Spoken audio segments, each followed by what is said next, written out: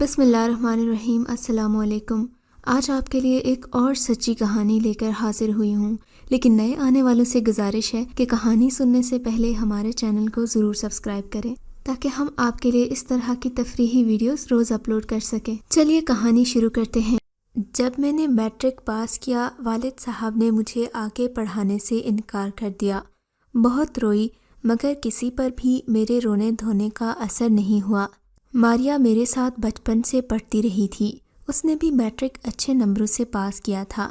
اس کے والدین روشن خیال تھے اور بیٹیوں کی تعلیم کے مخالف نہیں تھے، لہٰذا اس نے کالج میں داخلہ لینے کے لیے فارم منگوایا، اور جب وہ فارم بھرنے لگی تو میرے پاس آئی، پوچھا کہ تم نے فارم بھر لیا ہے تو چلو ہم ساتھ چل کر داخلہ جمع کروا دیتے ہیں۔ میں نے بتایا کہ والد صاحب نے مجھے کالج میں داخلہ لینے کی اجازت نہیں دی۔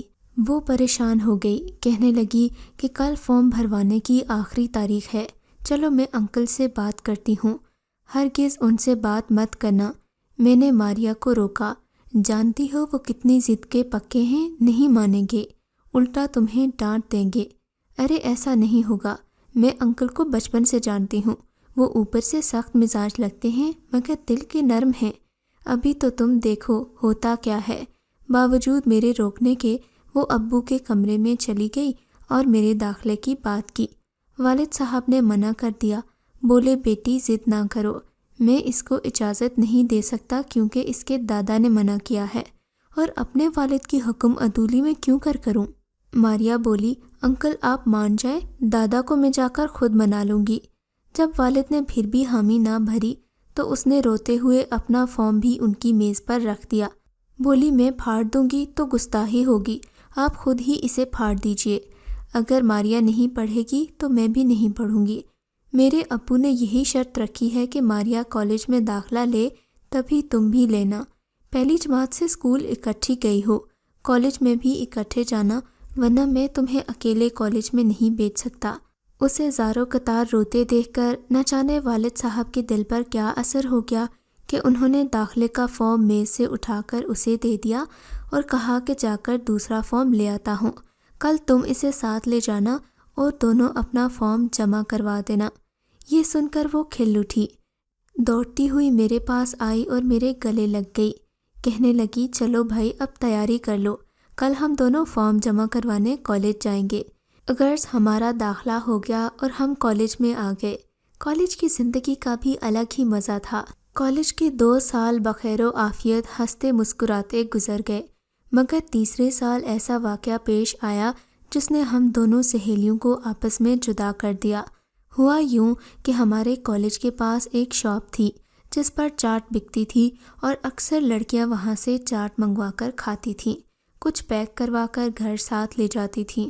ہم دونوں بھی کالج سے چھٹی کے بعد وہاں سے کبھی چھولے کبھی دہی بڑے پیک کروا لیتی تھیں، وہ اپنی بہن کے لیے اور میں اپنی بہن کی خاطر، کیونکہ دونوں ہی ہم سے فرمائش کرتی تھیں کہ دہی بڑے ضرور لے آنا۔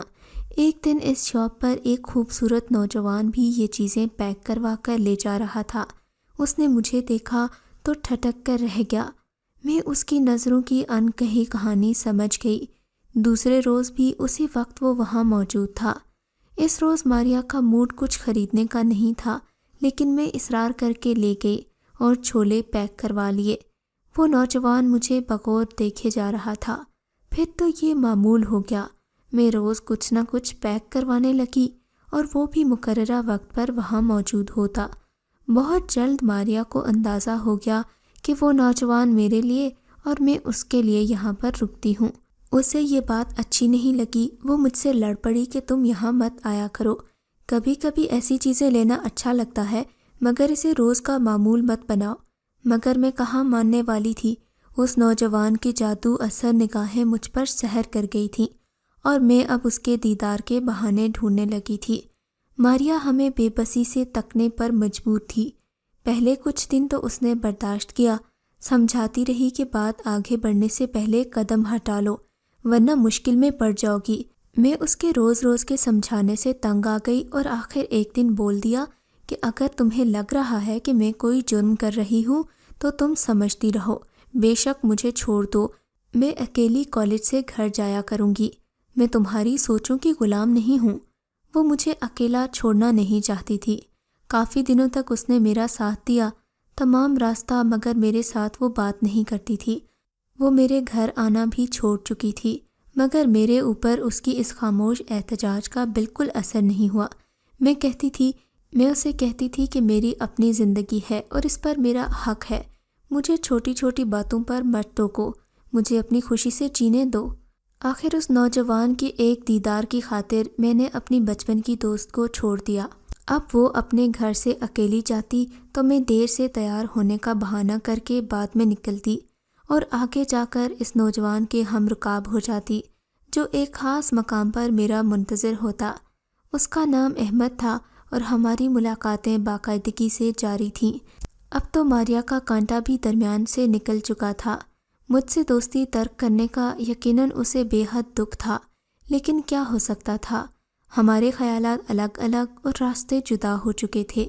میں سمجھتی تھی کہ احمد جیسے خوبصورت نوجوان کو پا کر میں نے سب کچھ پا لیا، اور ماریا بے وقوف ہے، اسے دلوں کے حالات کیا پتہ۔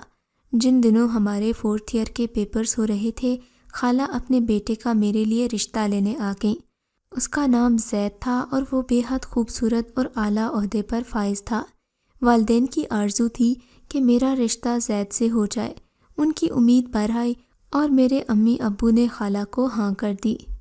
شادی سالانہ امتحان کے بعد ہونا قرار پائی تھی۔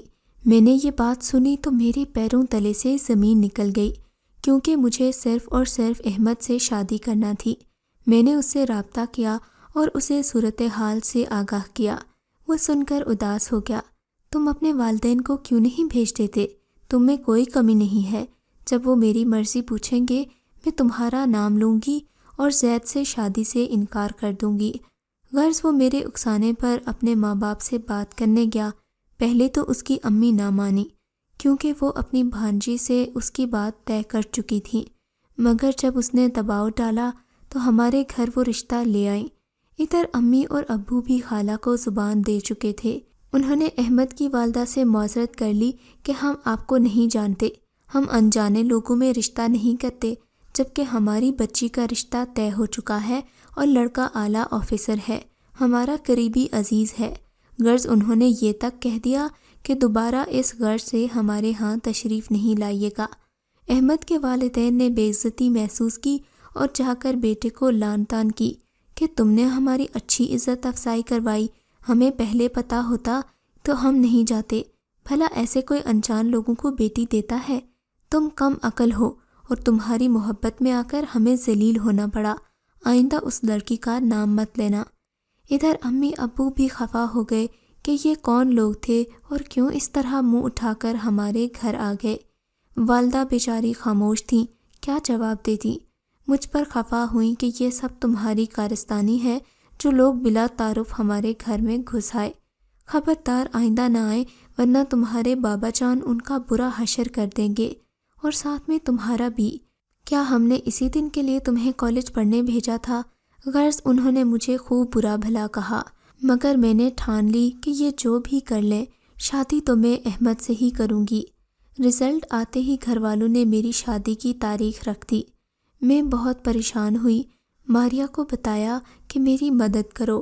اس نے کہا کہ اب تم صبر کرو، ورنہ بھاگ کر اس سے شادی کر لو۔ اس نے ویسے ہی طنزیہ کہا تھا، مگر میں نے اس کی بات کو گرہ سے باندھ لیا۔ ادھر مجھے احمد یہ کہی جا رہا تھا کہ تم شادی کے لیے ہاں مت کرنا، ورنہ ہم ساری زندگی ناخوش رہیں گے۔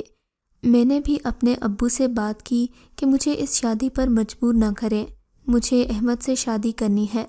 والدہ نے جواب دیا کہ تمہاری شادی کی تاریخ طے ہو چکی ہے، کارڈ چھپنے چلے ہیں، کچھ ہوش کے ناخن لو، آئندہ ایسی بات منہ سے مت نکالنا، اگر تمہارے بابا کو خبر ہو گئی تو تمہیں مار ڈالیں گے اور خود بھی مر جائیں گے۔ احمد نے ایک لڑکی کو میرے گھر بھیجا جو میرے کالج کی سہیلی بن کر آئی اور اس کا پیغام دیا کہ زید سے شادی مت کرنا، ورنہ مجھے ہمیشہ کے لیے کھو دو گی۔ تم گھر سے نکل آؤ، ہم شادی کر لیتے ہیں، بعد میں والدین مان جائیں گے۔ ہمارے پاس اس کے سوا کوئی راستہ نہیں ہے۔ اب میں تو راہے پر کھڑی تھی، آخر جذبات کی جیت ہوئی اور عقل نے ہار مان لی۔ ایک رات جب سب سو رہے تھے میں گھر سے نکل پڑی۔ وہ گلی کے موڑ پر میرا منتظر تھا، مجھے لیا اور ملتان آ گیا۔ ہم اس کے دوست کے پاس ٹھہر گئے جس نے اگلے دن کرائے کا مکان لے دیا اور ہم وہاں چلے گئے۔ کورٹ میرج کر کے نئی زندگی کی ابتدا کی۔ شادی کے 2 سال تک ہم اپنے والدین سے نہیں ملے۔ جب میرا پہلا بیٹا ہوا تو اس کے دادا دادی کو اطلاع ہوئی۔ وہ ہم سے ملنے آ گئے اور مجھے میرے ساتھ گھر لے آئے۔ انہوں نے مجھے میری بہو تسلیم کر لیا، مگر میرے ماں باپ مجھ سے راضی نہ ہوئے۔ حالانکہ کئی بار میرے سسر اور جیٹھ شہر کے کئی معزز لوگوں کو لے کر ان کے پاس میری طرف سے معذرت کرنے اور راضی نامے کے لیے گئے، مگر ماں باپ نے کہا کہ وہ مجھے کبھی معاف نہیں کریں گے، میں ان کے لیے مر چکی ہوں۔ بلکہ والدہ سے بھی کہا کہ اگر تم اس سے ملی تو میں تمہیں بھی طلاق دے دوں گا۔ یوں ممتا کی ماری ماں مجھ سے ملنے سے باز رہیں۔ وقت گزرتا گیا اور میں 4 بچوں کی ماں بن گئی۔ اپنی زندگی میں رچ بس گئی۔ والدین کے لیے دعا کرتی کہ اللہ انہیں سلامت رکھے اور ان کے دل میرے لیے نرم ہو جائیں، مگر ہمارا میل نہ ہو سکا۔ والد وفات پا گئے، پھر والدہ بھی وفات پا گئیں۔ ان کے بعد بھی بھائی نے مجھے گھر نہ آنے دیا۔ میں نے اپنا پیار تو حاصل کر لیا مگر والدین کو کھو دیا۔ آج میرا سسرال تو ہے مگر میکہ نہیں ہے، جبکہ لڑکی میکے کے بغیر ادھوری ہوتی ہے۔ میری دعا ہے کہ اللہ کسی لڑکی سے اس کے میکے کو جدا نہ کرے اور نہ ہی اسے سسرال کی محبت سے محروم رکھے۔ اگر آپ کو یہ کہانی اچھی لگی ہے تو اس ویڈیو کو لائک کریں اور اس طرح کی مزید کہانیاں سننے کے لیے ہمارے چینل کو ضرور سبسکرائب کریں۔ اگر آپ ہم سے کوئی کہانی سننا چاہتے ہیں تو کامنٹ سیکشن میں اپنی رائے کا اظہار ضرور کریں۔